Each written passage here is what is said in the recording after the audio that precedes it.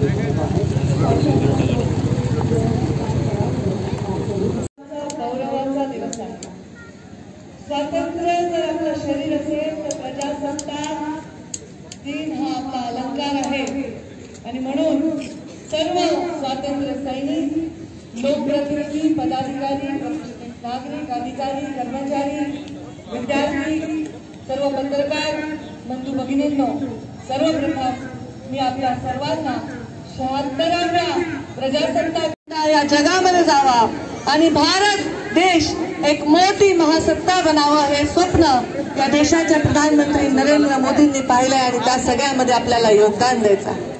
जालना जिल्ह्याचा आज पालकमंत्री म्हणून मी आपल्याला संबोधत असताना या जालना जिल्ह्याविषयी मी विचार करत होते। मला असं वाटतं की या जालना जिल्ह्यामध्ये भविष्यामधील भाईचारा आणि संविधानाला सन्मान देणारा उगम स्थान म्हणून हा जालना जिल्हा ओळखला जाईल। अशा प्रकारचं या भागामध्ये प्रशासन शासन काम करेल अशा प्रकारची मी आपल्या सर्वांना शाश्वती देऊ इच्छिते। खरं तर जालना म्हणजे सोनेचा पालना असं मी ऐकलेलं आहे। इथे प्रचंड मोठ्या प्रमाणात उद्योगधंद्या उद्योग एक उद्योग असेल तर तो लाखाचा पोशिंदा असतो। एका उद्योगामुळे अनेक कुटुंबांच्या घरामध्ये चुली जळत असतात, अनेकांना रोजगार मिळत असतो, अनेकांची मुलं शिकत असतात। तर या उद्योगांना जास्तीत जास्त सहकार्य करण्यासाठी आणि या उद्योगांचं अत्यंत शिस्तीने पालन करून पर्यावरण जपण्यासाठी आम्ही पालकमंत्री म्हणून या जालन्यामध्ये मी कटिबद्ध राहीन हे आपल्या सर्वांना वचन देतो। शेती ही लाखांची भूक भागवत असते आणि बळीराजा ती शेती कसत असतो। त्या बळीराजाचं जीवन कसं सुखी होईल यासाठी आमचं सरकार काम करत आहे। रोज नव्या नव्या योजना हे सरकार आमचं राबवत आहे। युवा हा रोजगाराने युक्त असला पाहिजे, महिला ही स्वावलंबी असली पाहिजे आणि भयमुक्त असली पाहिजे। हे कसं होईल हे पूर्ण करण्यासाठी आमचं सरकार हे कटिबद्ध असेल। या निमित्ताने आपल्या सर्वांना मी शाश्वती देतो। आज आपण राज्यामध्ये अनेक योजना राबताना पाहत आहोत। मुख्यमंत्री लाडली बहीण योजना, मुख्यमंत्री माझी लाडकी बहीण योजना, ही योजना या जिल्ह्यामध्ये 5,42,000 प्राप्त झालेले अर्ज आणि 5,25,000 पात्र महिलांना या योजनेअंतर्गत प्रतिमाह 1,500 रुपयांचा लाभ देण्यात येणार आहे, येत आहे। ही अत्यंत अभिमानाची गोष्ट आहे। राज्यामधील 65 वर्ष वयावरील ज्येष्ठ नागरिकांना दैनंदिन जीवनामध्ये सामान्य स्थिती जगण्यासाठी वयश्री योजना सुरू करण्यात आली आहे। त्यामध्ये या जिल्ह्यामध्ये 2,000हून अधिक प्राप्त झालेले अर्ज आहेत आणि जवळपास 468 नागरिकांचे अर्ज त्याच्यामध्ये पात्र ठरलेले आहेत। राज्यातील युवकांना शिक्षणानंतर प्रत्यक्ष कामाचे प्रशिक्षण देऊन मुख्यमंत्री युवा कार्य प्रशिक्षण योजना सुरू करण्यात आलेली आहे। त्यामध्ये 1,665 बेरोजगार युवकांची शिकाऊ प्रशिक्षणार्थी म्हणून निवड करण्यात आलेली आहे। तसेच 60 वर्षावरील ज्येष्ठ नागरिकांना मुख्यमंत्री तीर्थदर्शन योजना सुरू केली आहे. मुख्यमंत्री बळीराजा मोफत वीज पुरवठा योजना ही आपल्याला माहिती आहे. बळीराजाला अत्यंत कठीण परिस्थितीमध्ये सरकारने दिलेला अत्यंत महत्वाचा हा निर्णय आहे. त्याच्यामुळे बळीराजाला खूप मोठी मदत झालेली आहे. यामध्ये असंख्य शेतकऱ्यांना त्यांचं जे सौर पंपावरचं वीज बिल आहे ते माफ करण्यात आलेलं आहे. 7.5 हॉर्स पॉवरच्या क्षमतेच्या शेती पंपांना पूर्णपणे मोफत वीज पुरवठा केला जाणार आहे. राज्यातील मुलींना 12वी नंतर उच्च शिक्षणासाठी जी योजना आहे त्या योजनेचा सुद्धा 100% लाभ या ठिकाणी देण्यात येत आहे. राष्ट्रीय पशुधन अभियान, कुक्कुटपालन आहे, शेळी मेंढी पालन आहे, गावागावामध्ये खेड्यामध्ये उद्योजक बनवण्यासाठीची योजना आहे. हे खातं माझ्याचकडे आता आहे. या खात्याच्या माध्यमातून ग्रामीण युवकाला स्वतःच्या पायावर उभं राहण्यासाठी अनेक योजना राबवल्या जात आहेत आणि जास्तीत जास्त पालकमंत्री म्हणून जालन्यामध्ये या योजना राबवून या युवकांना स्वतःच्या पायावर उभं करण्यासाठी माझं सरकार कटिबद्ध आहे. केंद्र सरकारच्या महत्वाकांक्षी ॲग्री स्टॅक योजनेनंतर महाराष्ट्र सरकारने राज्यातील सर्व शेतकऱ्यांना एक ओळख क्रमांक तयार करण्यात येणार आहे आणि हा ओळख क्रमांकाच्या माध्यमातून शेतकऱ्याला वेगवेगळ्या शासनाच्या योजनांचा लाभ मिळणार आहे. कोणीही त्याच्या योजनांचा लाभ त्याच्यापासून हिरावून घेऊ शकणार नाही. जिल्ह्यामध्ये तत्सम धनगर समाजातील अनेक समाज घटक आहेत जे भटके आणि विमुक्त आहेत. त्यांना राजे यशवंतराव होळकर महामेश योजनेअंतर्गत आपण वेगवेगळ्या लाभ देणार आहोत आणि यामध्ये प्रत्येक गटामध्ये वेगवेगळ्या लाभांमध्ये 50% अनुदानावर काही योजना आहेत, काही योजना 20% अनुदानावर आहेत. या योजनांची पूर्ण माहिती, प्रशिक्षण आणि लाभ देण्यासाठी आम्ही कटिबद्ध आहोत. स्टील आणि सीड्स उद्योगामुळे हा जिल्हा ओळखला जातो. मी बघत सांगितलं की एक उद्योग लाखाचा पोशिंदा असतो. या उद्योगामुळे या भागामध्ये सिल्क आणि त्याच्यावर शेती करणारे शेतकरी आणि त्याच्यावरच्या प्रक्रिया करणाऱ्या उद्योगामुळे या जिल्ह्याची ओळख आहे. चालू वर्षामध्ये 2046 एकरावर नवीन तुती लागवड करून जालना जिल्हा राज्यात प्रथम क्रमांकावर आहे. याच्याबद्दल मला अभिमान वाटतो. जालन्यामध्ये आंतरराष्ट्रीय दर्जाचे ऑटोमॅटिक रीलिंग मशीनची उभारणी करण्यात आली असून उत्कृष्ट दर्जाचे रेशीम आणि सुताची निर्मिती त्या माध्यमातून करण्यात येत आहे. वेगवेगळ्या योजना राबवत असताना सामाजिक बांधिलकी आणि भान राखून या भागामध्ये मुलींना जास्तीत जास्त शिक्षण मिळावं आणि बालविवाह रोखावे यासाठी सुद्धा डिपार्टमेंट फार चांगलं काम करत आहे आणि त्याच्यामध्ये यश आलेलं आहे. 137 अल्पवयीन मुलींना बालविवाहापासून वाचवण्यासाठी यश आलेलं आहे. क्रीडा विभागाच्या वतीने क्रीडा संकुल याचं पहिल्या टप्प्याचं काम पूर्ण करण्यात आलेलं आहे. दुसऱ्या टप्प्याचं काम प्रगतीपथावर आहे. ऊसतोड कामगार मोठ्या प्रमाणामध्ये इथे आहेत. ऊसतोड कामगारांच्या मुलांसाठी शासकीय वसतिगृह योजनेअंतर्गत जालना जिल्ह्यासाठी 12 नवीन वसतिगृह मंजूर झालेली आहेत आणि त्यामधली 8 वसतिगृह ही सुरू झालेली आहेत. त्यामुळे या कष्ट करणाऱ्यांना शिक्षणापासून पोषणापासून आपल्याला दूर ठेवण्याची जी परिस्थिती निर्माण झाली होती त्याच्यामध्ये त्यांना ते देण्यामध्ये आपल्याला यश आलेलं आहे. कायदा आणि सुव्यवस्था अत्यंत महत्वाचा पाठीचा कणा आहे. यामध्ये जिल्हा नियोजनाच्या निधीतून जिल्ह्यामध्ये वेगवेगळ्या ठिकाणी CCTV कॅमेरे शहरामध्ये बसवले आहेत आणि त्याच्यामुळे गुन्हेगारी रोखण्यामध्ये मोठ्या प्रमाणात मदत होत आहे. जालना महानगरपालिका नगर भूसंपादन झालेल्या क्षेत्रामध्ये आपल्याला मिळकत पत्रिका मिळत नाही ही जनतेची तक्रार लक्षात घेऊन या भागाची जी टीम आहे त्या टीमनी कलेक्टरांनी आणि सगळ्यांनी मिळून एक चांगला योजना आणलेली आहे आणि एक चांगली इथे एक प्रयोग केलेला आहे.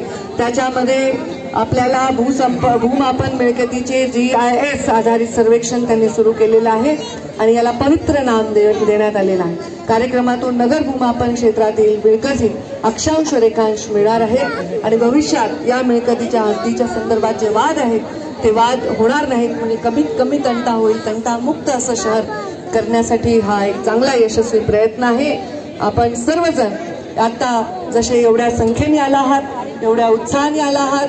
मी जेव्हा हे परेड करत होते तेव्हा आपण सर्व मला शुभेच्छा देत होतात. आपण माझ्याकडे हात हलवून प्रजासत्ताक दिनाच्या आणि पालकमंत्री म्हणून काम करण्याच्या शुभेच्छा देत होतात. त्याबद्दल मी मनापासून आपल्या सर्वांचे आभार मानते.